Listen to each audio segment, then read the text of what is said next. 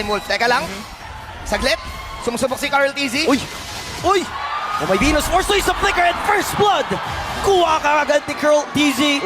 Echo, sobrang aggressive sa early game. May gigil mula kay Carlito. May isa pang guaranteed na stun. So si Sanford, kung sino man yung masakyan niya, parang halos isipin mo na kayang Aray! i-kill kasi masakit talaga si Opo, Benny. si Owl pipilit mo Aray! tumakas, pero wala kang kawala sa tatlong miyembro. Habang si Carl TZ naman dito, naghahanap pa ng dugo. Pero mahuli siya dito ng Oh My Venus. Flicker already used. Okay. Pero hahabol pa ba yung kabila? You went to the rescue. Wise naman dito makukuha siya ng taunt. Real world manipulation. Kaso nga lang makakalabas dito sa pananahe si Carl TZ. Salmon Force Oh my plus the Numenon Blast Flicker mula kay Yawi. Makakahuli na naman silang isa pero magsusurvive naman yung Royalty. Pero si Wise, hindi ata nila titigilan. Umabot pa sa kadulutuluan at Oh my God. makakasecure na naman silang kill. Pero tumusok na si Carl Tusok. Pero pipilit din naman ni Edward na pumalag dito sa mga miyembro. Pero umabot na naman yung Feathered Airstrike tsaka grab. Oh man, ang tagal na naging skirmish na yon at ang daming nakuha ng Echo.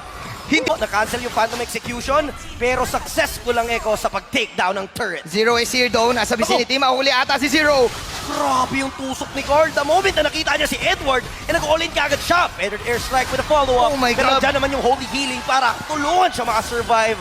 Kaso nga lang hindi sapat doon sa sabunot ni Edward. Hindi pwedeng tumigil dito. As kalahati buhay ni Venus. Medyo kailangan nila mag-recall. Magbaback muna si Benny Cutie. Pero look at Sanford! Nagzo-zone hanggang third tower. Echo getting the mid lane. Oy, Hindi niya pinagbaback si The Queen. Napakasin.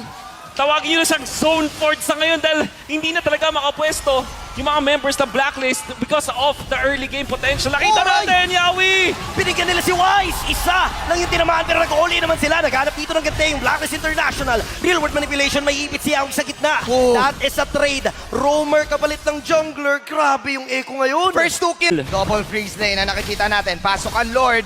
Team fight ba to? Uy, napakaganda ng final slash yung ginawa ni Edward. Pero babasag naman ng Torre yung mga Orca.